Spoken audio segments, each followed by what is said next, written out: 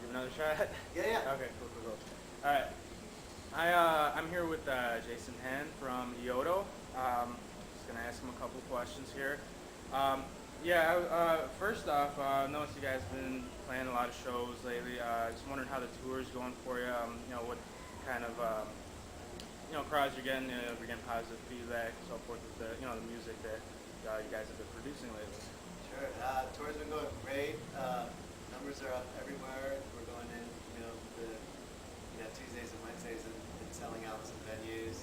Okay. And so we're really happy about it. And the music, this tour is the first tour when, like from the first day, we felt like our game was on. It was really on. Right. As opposed to waiting for a few days into the tour to really sync up. Yeah, nice. Consistent nights. So we've been right there from the beginning, and even just since the beginning of this tour, our sound has morphed into another thing. So Oh yeah, that's really what it's happy. about. So that brings me to, like, another one that I've always been curious about is how basically like the vibes from the audience, like how that affects like your performance, like feeding off the crowd. It seems to me like that's a huge part of a live, especially improvised show. So is that a big factor as far as how you guys get your energy for the night? Yeah, without a doubt. And it's not just a big factor for like improvisation, but also for dance, for like a dance club. Oh yeah. Because all we're doing is playing dance music, so it's a pretty big indicator if we see people not dancing or there's a lull. You can almost see it. And Yeah, you just know definitely. right away you got to switch into some other mode to get them back. Yeah. And so that part of it's challenging, but our performance totally relies on that interaction between me and Travis and the interaction between us and the audience. All right. Nice. Okay. What exactly made you guys take this direction with your music, which is kind of stretching from what you guys are playing with the Cheese? You really started out with bluegrass and influence, and now you're going more in like electronic dance beats, stuff like that. Is there any specific reason why, or just you want to take the music that route? It's a sort of a mix of reasons. First, when we were starting to do this, we didn't do it with like any kind of plan, like, let's do this style of music. All we were doing, we were just trying to fill time, because I would fly out to Colorado from California for string cheese practice, and I'd usually stay at Travis's place, probably more than the other guy's house. Whenever I was at his place, we just wanted to set up and play music after string cheese rehearsals. Oh, okay. Yeah, and Travis has always played bass and guitar, and I've always played drum set. So it's something to just exercise that part of our musicality. And eventually when we started doing the looping thing, at first we were just doing some progressive rock kind of things. Yeah. It just kind of it was evolved funny. It from was that. almost more like a clinic, yeah. But then Yeah. as we started getting into some other loops and different types of programs, then it became a thing where, wow, this is what we're doing lends itself really well to dance music, which we both like. And so we kept aiming for that direction. Right. And then eventually, one of the times we listened back to the things that we were recording, and we're like, wow, that sounds really good. Let's do it in front of an audience. Okay. And Nice. so that's how I gravitated towards the electronic side of things. And then Right. once we knew that was like the direction for it, then we started listening to all these DJ mixes and trying to get our shows better. Because at first it was really, we didn't kind of know what we were doing. We had like the technology at our fingertips, but to make it smooth and to make it like really flow, because that was really difficult. And like I said, at the beginning of this tour, we feel like we have all our pacing together, we have Right. all our sounds at our fingertips. So it's kind of settled into your groove for what you guys are doing right now. Exactly. Okay. Can you tell me a little bit about your guys' setup, basically what you guys are working with, and how what goes into the process of making your improvised sets? Because it's all purely improvised, right? Completely improvised from note one. Nice. And we don't know what's gonna happen. We don't talk about the set before we play. So that gives it its edge. And your question one more time? Oh, if you could tell me a little bit about your setup. Process. Okay. Yeah. The setup. Travis has 4 keyboards and guitar, bass, and an octave mandolin. And I've got acoustic drums, electronic pad, a djembe, and a multi-touch controller called a lemur, which we both, all of our sounds and all of our instruments eventually go to our computer,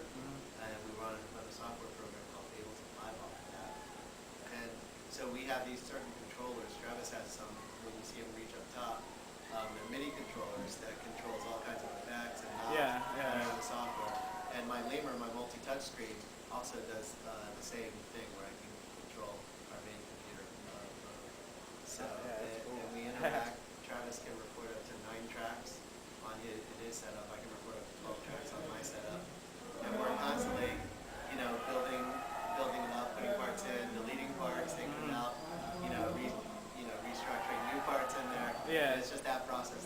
Yeah, so you guys will like start out doing something and kind of loop whatever here and there, and then just add like more layers to what you guys set down before. And a lot of times, like what we're doing improvisationally, I like to compare it to jazz in a different way, because in jazz, when you learn to improvise, and rock, but whatever you're improvising, you're usually improvising notes over chords or over song forms. And that's that style of improvisation. Our style of improvisation is we're improvising song forms. So that's why we put a bunch of accompaniment parts in first, and then a melody comes in. That becomes a theme for that, quote song. Right. And then we drop that out, and we work on breakdowns and build-ups and tension. So you just kind of build on what you guys set down as basically a foundation for the piece. Yep. You're doing okay. Very nice.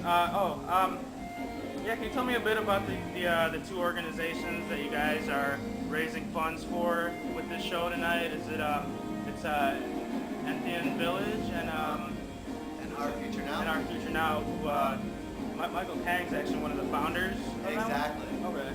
And Enthean Village is put together by Matt Atwood and some other brilliant people that they have an amazing camp at Burning Man, which I haven't been to Burning Man yet, but I've seen all the pictures, and I've been to Matt's place a bunch of times and seen how the whole layout is. And and he does things pretty much for both making different realities possible, because they go out in the middle of the desert and they take these basically compact mobile type homes and try to build this community and make it comfortable for people out there. But the type of homes they're using are the same types of compact things that they're using in disasters and hurricanes and things like that. And actually some of the homes get called afterwards to be used for relief. And it's kind of that constant process of coming up with that community that sustains itself, basically. Okay. And beyond that, I don't know as much about Enthean. As far as Kang's project, Future Now, it's in conjunction with Matt Atwood of Enthean, and they're all about sustainable green living. And I think they're concentrating mostly on festivals right now to show that just trying to communicate that to a larger audience. Exactly. It's like ecological awareness and absolutely stuff like that. All about that. Okay, that's always a good call. Where do you guys see yourselves? Say 5 years from now, you continue with the direction you're going musically.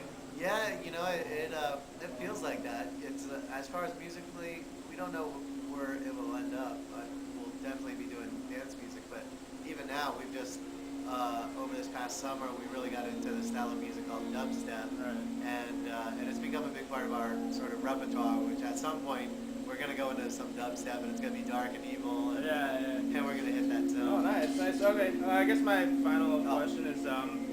So have you ever thought about maybe like adding anything to the music, or maybe adding, additional people to line up, maybe like a acoustic guitar perhaps or something? Right now, no, because we have a really good balance between the two of us when we play. And it's so he takes all the tonal and harmonic parts of our show, and I'm taking care of most of the rhythmic parts of our show. And the communication